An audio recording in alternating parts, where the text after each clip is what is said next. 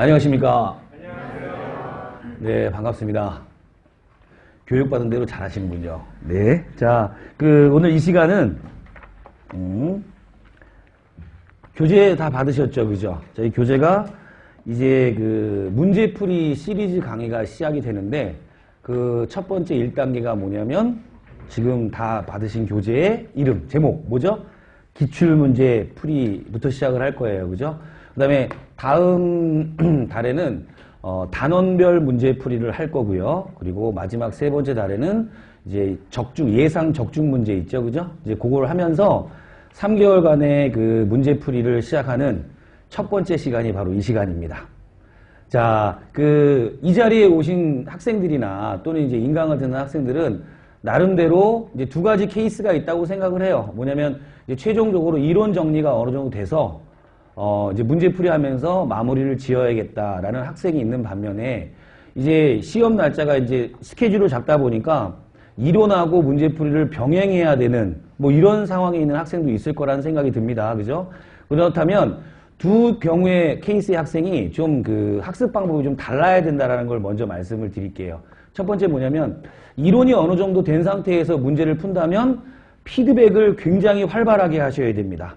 제가 이제 문제풀이 하면서 피드백에 대한 이야기를 굉장히 강조를 많이 할 거거든요. 그리고 이제 구체적으로 피드백 하는 방법도 수업 시간에 말씀을 드릴 거예요. 그래서 문제풀이 교재 외에 문제풀이 피드백에 대한 교재 노트 있죠? 노트를 한 권씩 준비하셔가지고 피드백을 처음에는 좀 시간 좀 투자를 많이 하시고 그 다음에 노력을 좀 많이 하셔야 될 것 같아요.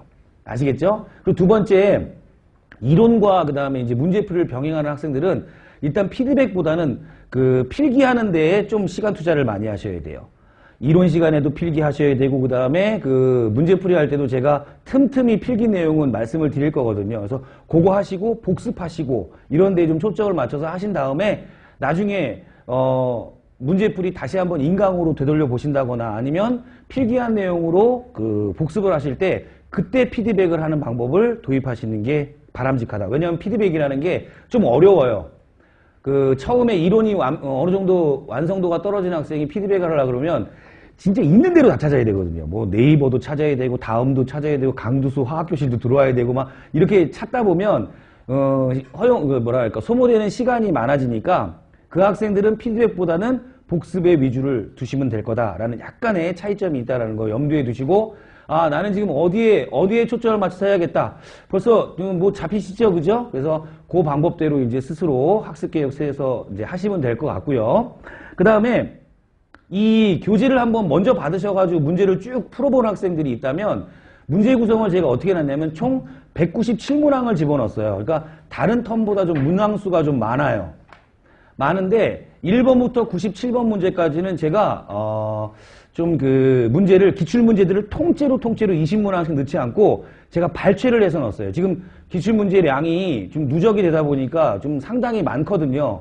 많은데 너무 오래전에 출제가 돼가지고 기출된 문제라서 요즘에 출제 빈도가 빈도가 좀 약해진 부분은 좀 제가 빼고 그죠? 그 다음에 지금 대부분 여기 있는 학생들은 9급 준비하는 학생들이 많을 거예요.